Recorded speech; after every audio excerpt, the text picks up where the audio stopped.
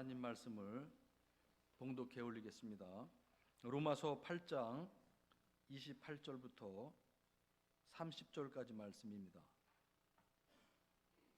신약성경 250쪽 로마서 8장 28절부터 30절 말씀을 봉독해 올리겠습니다. 우리가 알거니와 하나님을 사랑하는 자 곧 그의 뜻대로 부르심을 입은 자들에게는 모든 것이 합력하여 선을 이루느니라. 하나님이 미리 아신 자들을 또한 그 아들의 형상을 본받게 하기 위하여 미리 정하셨으니 이는 그로 많은 형제 중에서 맏아들이 되게 하려 하심이니라. 또 미리 정하신 그들을 또한 부르시고 부르신 그들을 또한 의롭다 하시고 의롭다 하신 그들을 또한 영화롭게 하셨느니라.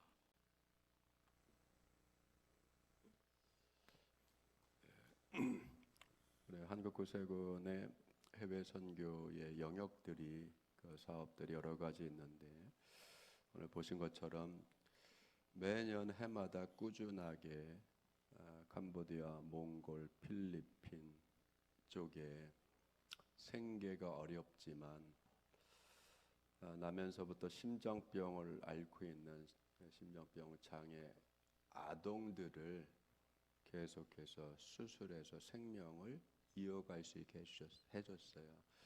수술은 현지에서 진행되는 것이 아니라 한국으로 그 아이들을 다 데리고 와서 한국에서 수술을 하고 치료를 하고 보냅니다. 그래서 그 모든 비용, 왕복, 비행기 비용, 여기서 체류 비용, 수술비 이 모든 것을 한국구세군에서 전담을 해서 수술을 해요. 어마어마하게 지금 많은 아이들을 수술했습니다.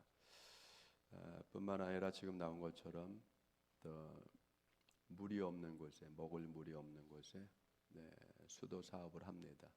수도 사업에 대해서 수도물을 끌어올 수 없으면 지하수 개발을 해요. 먹을 수 있는 지하수 물을 개발하고 관정을 파서 물 공급을 받을 수 있도록 깨끗한 물 공급 받을 수 있도록 물 사업을 합니다.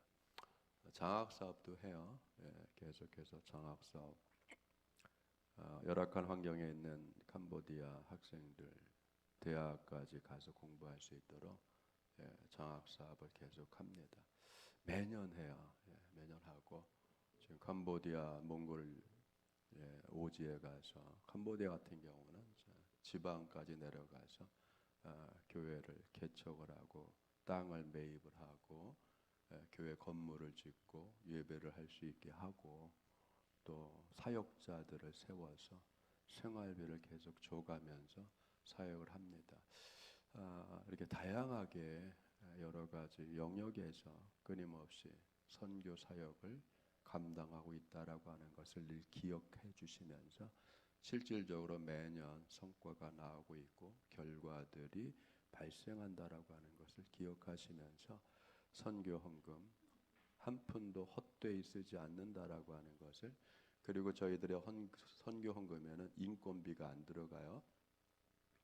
100% 선교에 다 사용됩니다. 그 선교를 하는데 사역하는 사역자 인건비를 선교비에서 지급을 한다는 경우가 없이 여러분의 선교 헌금은 100% 선교지에서 그대로 선교를 위해서 사용되고 그 이상의 비용이 들어간다라고 하는 것을 기억하시면서 기도해 주시고 후원해 주시고 이번 주에 선교 헌금 못 하신 분 있으면 해외 선교 헌금 다음 주에도 반드시 좀 헌금 드려 주셨으면 감사하겠습니다.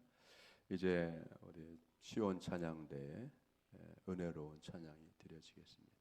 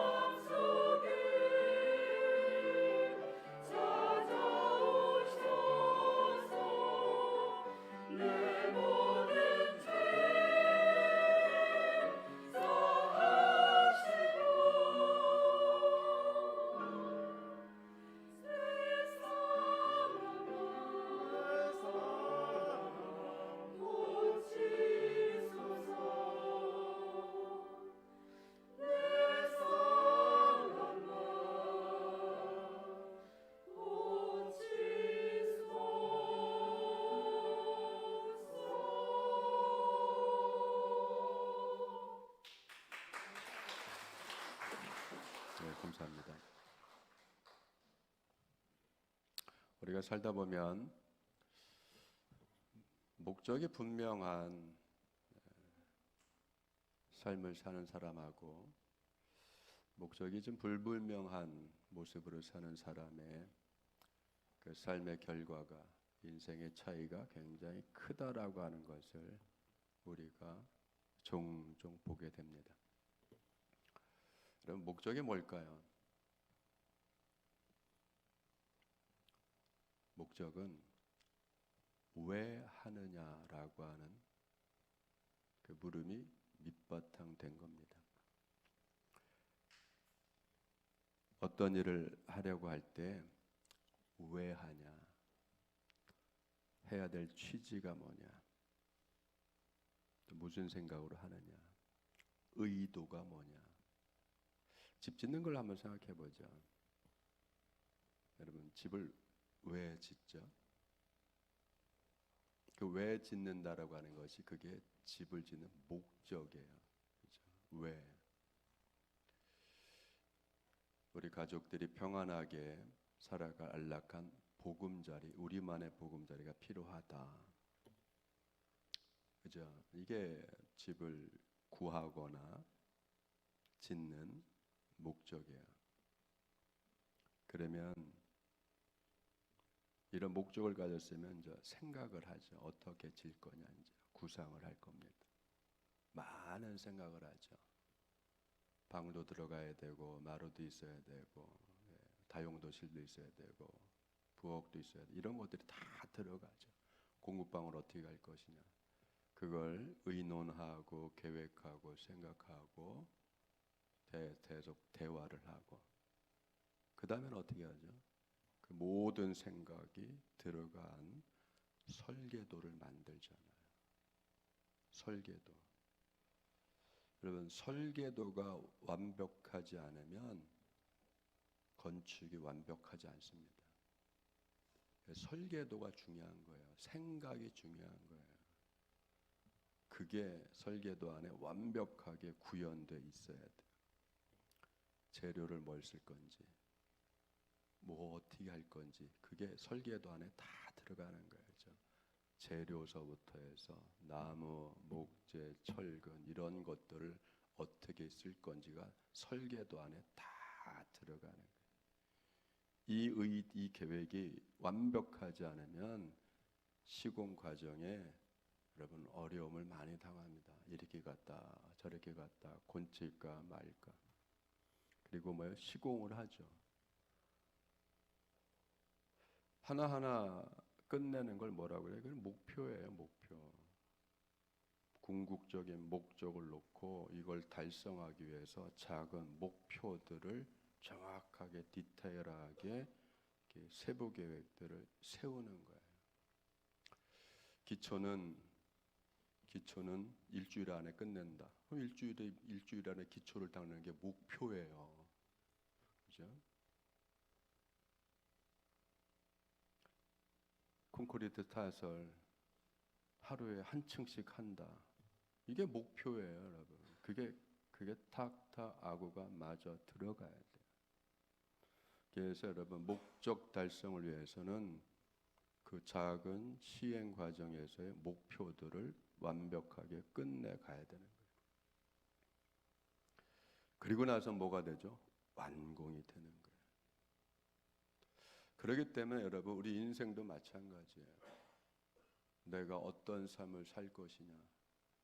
그게 목적이잖아요, 여러분. 목적. 어떤 삶을 살 것이냐. 거룩한 성도의 삶을 살 것이냐. 성별된 성도의 삶을 살 것이냐. 하나님의 자녀로서의 삶을 살 것이냐. 여러분 우리는 영적으로나 모두 부분에서 인생의 종합적인, 그래서 목적은 종합적인 거예요. 종합적인 거예요. 모든 삶을 다 아우러서 최종적으로 내가 어떤 삶, 어떤 사람, 어떤 인생을 살 것이냐.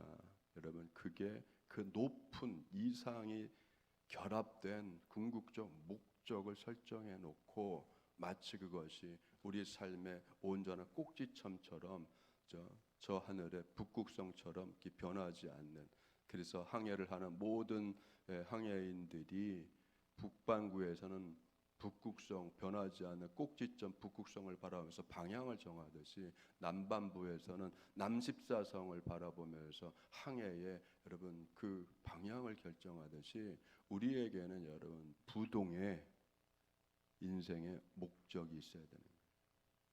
그 부동의 인생의 목적을 어디서 발견하죠? 내 생각 속에서, 내 의도 속에서 아니죠, 여러분. 왜? 우리의 생각과 마음은 늘 변하잖아요. 가변적인 거예요, 여러분.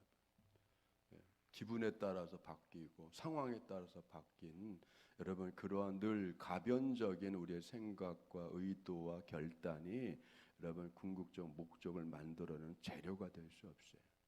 우리 인생의 궁극적인 목적을 어디서 찾아요? 말씀에서 찾는 겁니다. 말씀. 그래서 말씀이 필요한 거예요. 힘들 때나 어려울 때나 흔들릴 때나 잘 될 때나 안 될 때나 여러분 적자를 볼 때나 이익을 남길 때나 흑자의 인생을 살 때나 어떤 상황에도 흔들리지 않는 절대 궁극적인 목적은 삶의 목적은 여러분 말씀에서 찾는 거예요. 그게 지혜로운 신앙이고 그게 성공하는 신앙을 살아가는 여러분 유일한 길입니다. 하나님께서도 여러분 분명한 목적, 궁극적 목적을 가지고 계시잖아요. 그래서 목적이 이끄는 삶이라고 하는 책도 여러분 쓰신 목사님 계시잖아요. 그건 하나님의 목적을 얘기하는 거죠. 하나님도 궁극적 목적을 가지고 일을 하신다. 여러분 그게 없으면 어떻게 돼요? 중구난방 가는 거예요. 여러분 이랬다 저랬다가 그죠? 이 길로 갔다가 저 길로 갔다가 여러분 무슨 놀러 온 거예요? 놀러 가도 계획을 짜잖아요. 그죠? 2박 3일 계획 짜고 3박 4일 계획 짜고 예. 놀러 가는데도 출발 시간, 돌아오는 시간, 어느 길로 갈지, 뭘 먹을지, 여러분 시간을 어떻게 할지, 무슨 놀이를 할지 이걸 짜는데 노는 것도 이걸 짜서 노는데 어떻게 인생을 여러분 기분에 따라서 감정에 따라서 이랬다 저랬다 할 수 있겠어요? 그렇게 안 되죠. 주님도 마찬가지인 거죠. 여러분 자, 성경 말씀을 읽다 보면 하나님의 궁극적인 목적이 어디서부터예요? 창세전서부터 우리를 향한 목적, 나를 향한 하나님의 목적. 우리가 살다 보면 내 인생이 왜 이래?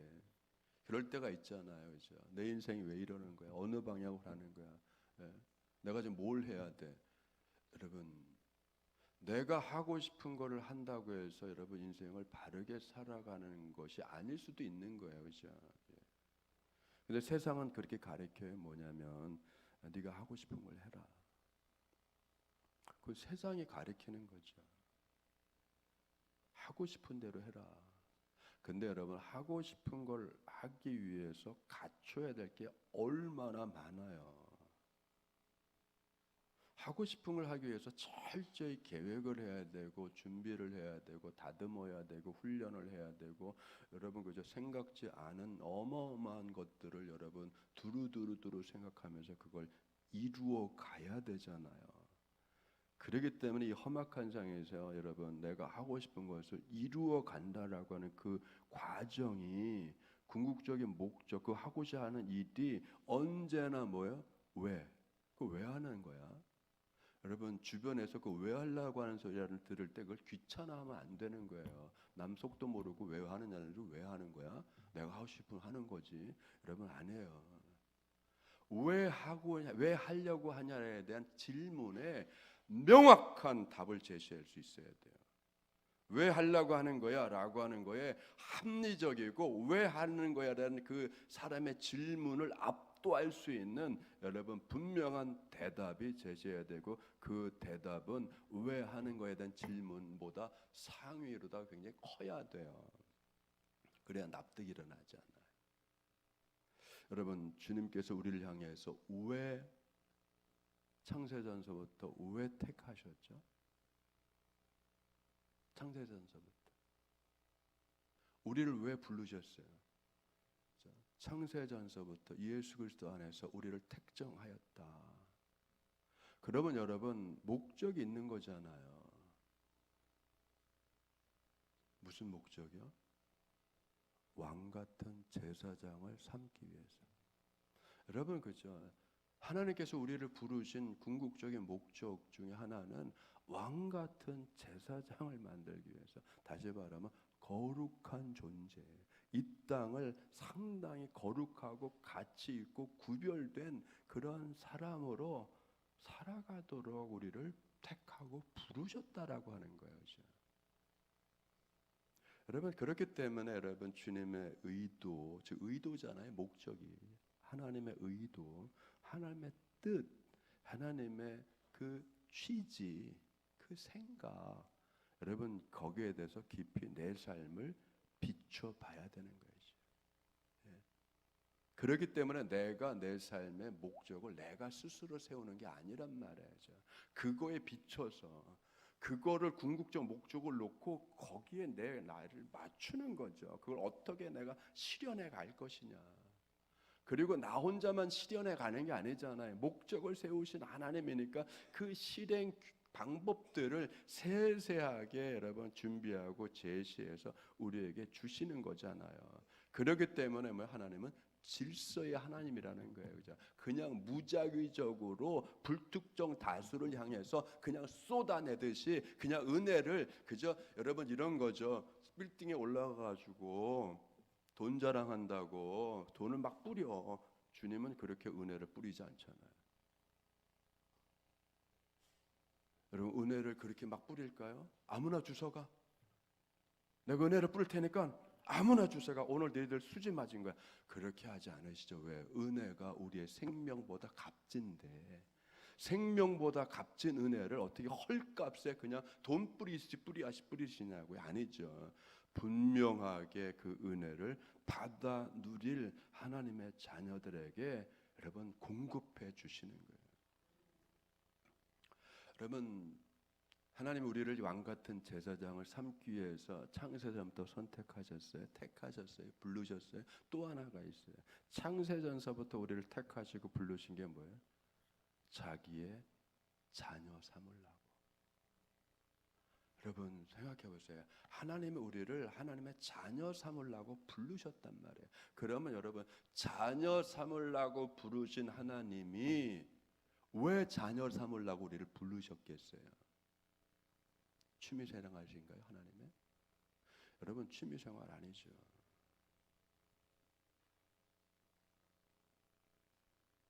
사람은 애완동물, 요새는 뭐 반려동물이라고 말을 바꿔서 짐승을 죄송합니다만 사람 반열로 올려놨어요. 또 어마어마한 거죠, 여러분. 사람이 만물의 영장인 사람이 개나 고양이를 자기와 똑같은 반열에 올려놨어요. 가치를 부여해서. 예. 그게 뭐예요? 반려동물. 내 반려자야. 여러분 반려자를 누구에게 쓰죠? 아무에게나 쓰나요? 옆집 아줌마한테 반려자라고 쓸 거예요? 내 반려자라고? 아니잖아요. 반려자가 뭐예요? 평생 함께 살기로 결혼 서약을 한 100년 회로하겠다고 결혼하여서 아내로 남편으로 맞이한 사람에게만 내 반려자입니다라고 말을 쓰잖아요. 이렇게 어마어마하게 가치 있는 언어를 죄송합니다. 개 고양이한테 막 써. 반려동물이래. 반려자라고 하기에는 많이 좀 그러니까. 여러분 그렇죠? 언어가 이렇게 혼탁해지는 거예요. 인간의 언어가 이렇게 언어가 혼탁해진다는 건 생각이 바뀌었다는 거고 뜻이 바뀌었다는 거고 궁극적인 삶에서 많이 벗어난 거잖아요. 그런데 여러분 그렇게 반려동물로 삼은 개와 고양이한테 여러분 재산 상속하실 건가요? 네? 상속하실 거예요? 하시는 분도 있죠. 얼마나 위대해요. 10년 데리고 산 개한테 자기 재산 다 상속을 해. 그분은 위대한 분이죠. 얼마나 위대해요. 여러분 그렇죠? 왜 우리를 자녀 삼으셨어요? 자녀 삼는 건 목표죠.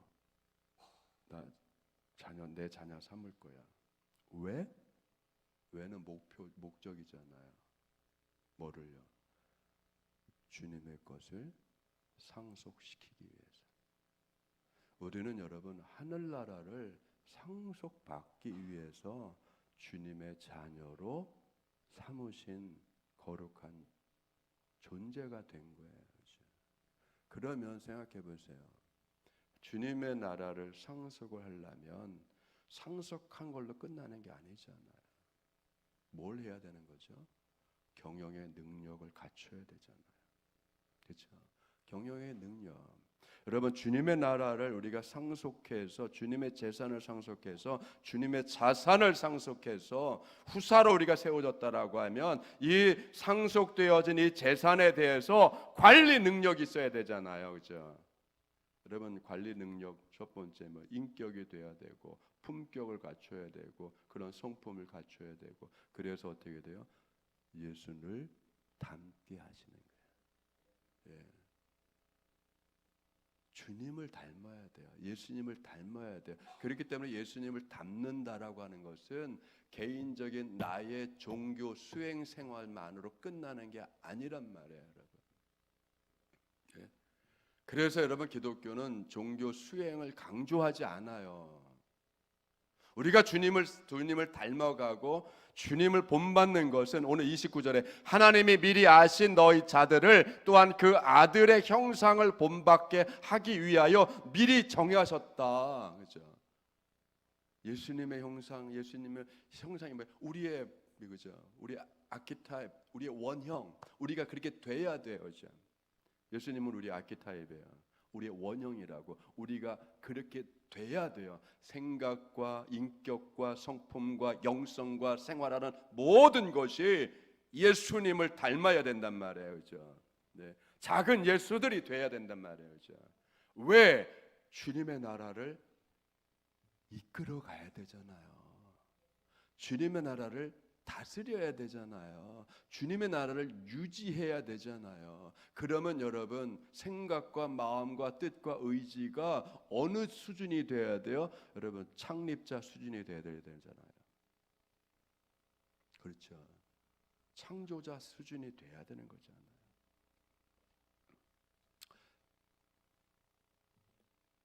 기업을 설립한 설립자의 정신이 있잖아요. 그 설립자의 정신을 제일 잘 알고 그걸 구현할 수 있는 사람을 후계자로 삼잖아요. 그런데 여러분 아직은 우리나라 수준에서는 그죠? 입사한 사원이 창립자의 설립 의도를 가장 잘 파악했다라고 생각을 잘 안 해줘요. 그죠? 그래서 가장 믿을 만한 누구를 세우는 거예요? 가족에게 세우잖아요. 가족을 아들에게, 손자에게. 나쁜 말로 세습이지만 여러분 그동안 뭘 한 거죠? 경영 능력을 가르쳐 주잖아요. 경영 능력을 닦게 하잖아요. 공부도 시키고 유학도 보내고 돌아와서 현장에 보내고 생산 현장 뛰어다니게 하고 영업 현장 뛰어다니게 하고 물류창고 가서 관리하게 하고 그런 과정을 밟게 하잖아요, 여러분. 그걸 뭐라고 합니까? 훈련이라고 하죠. 주님은 우리를 훈련 안 하실까요? 훈련하시죠, 여러분. 왜? 궁극적 목적을 이루기 위해서는 훈련돼 있어야 되는 거예요. 때로는 어려운 일 생기고 때로는 괴로운 일 생기고 슬픈 일 생기고 때로는 손해도 보고 억울한 일 당하기도 하고 가지 여러분 일들을 겪으면서 단단하게 만들어 가잖아요. 그죠? 예. 남도 이해해 볼 수 있는 넉넉한 마음도 갖게 하고 깊이 사고하게 하고. 여러분 칼 중에서 세계적으로 가장 유명한 칼이 어떤 칼일까요? 독일의 쌍둥이 칼? 아니죠, 여러분. 다마스커스 칼이라고 하잖아요. 다마스커스 칼, 다마스커스 검. 단금질 수준 차이가 어마어마하게 난다는 거예요. 독일 쌍둥이 칼의 최고의, 지금 돌아가셨지만 최고의 공장장 장인이 있었어요. 칼날을 갈면 컴퓨터가 딱 측량해서 레이저 측량을 딱 해서 이 날이 잘 섰다라고 요즘은 그렇게 가요. 그런데 여러분, 사람의 느낌이 컴퓨터의 느낌보다 어마어마하게 더 예민한 거예요. 칼이 딱 만들어지면 이 최고의 장인이 칼날을 딱 들고서 엄지손가락 손톱에다가 칼날을 딱 댐과 동시에 이 날이 섰다 안 섰다, 당금질이 됐다 안 됐다를 바로 알아요. 어마어마한 거죠, 이 신경계통이. 예. 엄지손가락 손톱 위에다가 완성된 칼을 딱 들고 딱 대보는 거예요. 어느 정도의 훈련이 된 거예요, 여러분? 컴퓨터를 능가하는 어마어마한 이 감각. 얼마나 많이 훈련되고, 얼마나 많이 칼을 만지고, 얼마나 많이 대봐야 되고, 얼마나 많이 실험을 해봐야 되죠. 이 인구의 어마어마한 과정을 거쳤기에 최고의 칼 장인이 되잖아요. 그런데 다마스커스 칼은요, 무지하게 많이 두들겨 맞아야 돼요. 강철과 연철을 계속 겹치기를 하는 거예요. 불에다 달구어서 두들기면 늘어나죠. 또 다시 접어요. 또 달구어, 또 두들겨, 또 펴지죠. 또 접어. 그래서 여러분, 한 1000번 접힌, 여러분 생각해요. 쇠붙이가 1000번이 접혀서 이렇게 얇은 칼날이 됐다고 생각해 보세요. 얼마나 많이 두들겨 맞아가지고 이게 압착되고 압착되고 압착되는 거예요. 강철과 연철을 계속 접는 거예요. 왜? 강철만 있으면 부러져요. 충격 먹으면. 그래서 약간 휘어질 수 있는, 부러지지 않고 휘어질 수 있는 연성을 가진 연철을 같이 붙이는 거예요, 여러분. 그래서 여러분, 강직한 성격만 가지고 있으면 안 된단 말이에요. 강한 의지만 가지고 있으면 안 되는 거예요. 수용력, 이해력과 수용력이 같이 붙어야 되는 거예요. 내 주장만 계속 펼치면 안 되고, 남의 이야기를 들을 수 있는 수용력이 같이 인격에 버무려져 있어야 되죠. 그래야 어떤 때는 부러지지 않고, 어떤 때는 유연하게 받아칠 수 있고, 어떤 때는 고난과 어려움이 나와도 이길 수 있는 강성이 딱 나와야 되는 거잖아요. 그래서 강성과 연성이 아주 버무려진, 기가 막히게 하나로다가 버무려지기 위해서 단금질을 당해야 되고 두들겨 맞아야 되고, 그러면서 그런 사이에 불순물들이 계속 튕겨져 나가고, 순수한, 여러분, 이걸 뭐라고 합니까? 성도에게는 시련, 고난, 그렇죠? 이런 과정을 겪는 거예요. 왜? 하나님의 목적을 이루기 위해서. 어려움이 있어요. 여러분, 주님 믿으세요. 하나님을 믿고 가세요. 슬프세요. 하나님을 믿고 가세요. 그런 일들을 통해서 나를 다듬으시고 조각을 하시고 불필요한 걸 띄어내시는. 그래서 오늘 말씀에 뭐예요? 하나님의 뜻대로 부르심을 입은 자들에게는 모든 것이 합력하여 선을 이루신다. 누가? 주님께서. 부르신 주님께서. 여러분의 인생을 부르시고, 여러분의 가정을 부르시고, 여러분의 자녀를 부르시고, 여러분 그 삶을 허락하신 하나님께서 필요하기 때문에, 인내가 필요하고, 참음이 필요하고, 견디는 것이 필요하고, 단금질을, 인생의 이 세상에서 단금질을 받아서 뜨겁음과 찬 거를 번갈아가며 겪는 이런 걸 통해서 단련이 되잖아요. 단단한 단련이 되는 거잖아요. 여러분, 바이올린 울림통을 만드는 나무 아무나무나 쓰나요? 안 쓰죠. 안 써요. 아무나무나. 추운 부풍 한설을 다 맞은, 여러분, 성장 환경이 정말 안 좋은, 거기에서 성장 속도는 느리지만 그 속이 꽉 찬, 나이테가 여러분 확확 늘어나면 안 되잖아요. 그러면 조밀하지 않아요. 그죠? 속이 꽉 찬, 여러분, 나무는 나이를 속으로 먹잖아요. 속으로. 그죠? 나무는 나이를 겉으로 안 드러내요. 그죠? 속으로 먹잖아요. 속으로 차근차근 차곡차곡 채워 넣잖아요, 여러분. 그 가득가득 차고 넣을 때 여러분 찬바람 불죠, 비바람 치죠, 번개 치죠, 어마어마한 바람 불어나죠, 기근이 오죠, 물 부족하죠. 그럴수록 뭐요? 나무는 살기 위해서 뿌리를 더 깊이 받고 뻗고 바위 속을 파고 들어가서 물을 흡수해내잖아요. 그런 인고와 질김과 인내와 모든 것이 뭐요? 나이테에 차근차근 꽉꽉 차서 그 나뭇결이 어마어마하게 조밀하잖아요.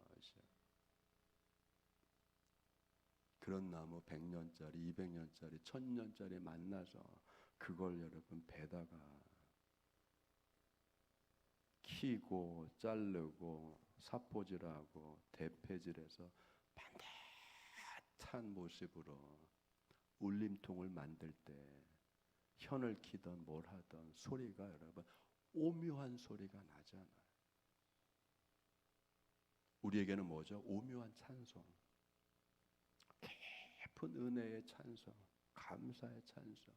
어렵고 힘든 인고의 과정을 믿음으로 기도로 견딘, 그래서 예수님을 닮아가는 예수님의 모습을 우리 안에 구현해 가는 그 믿음의 생활을 통해서 우리 안에 여러분 신앙의 나이테가 촘촘하게 아주 그냥 조밀조밀하게 짜져서 그 속에서 울려나오는 찬양, 힘들고 어렵고 슬픈 일들을 겪을 때 이것이 승화되어서 찬양으로 감사로 여러분 나오는 그 기도와 찬양에 여러분 그 감동이 얼마나 크겠어요.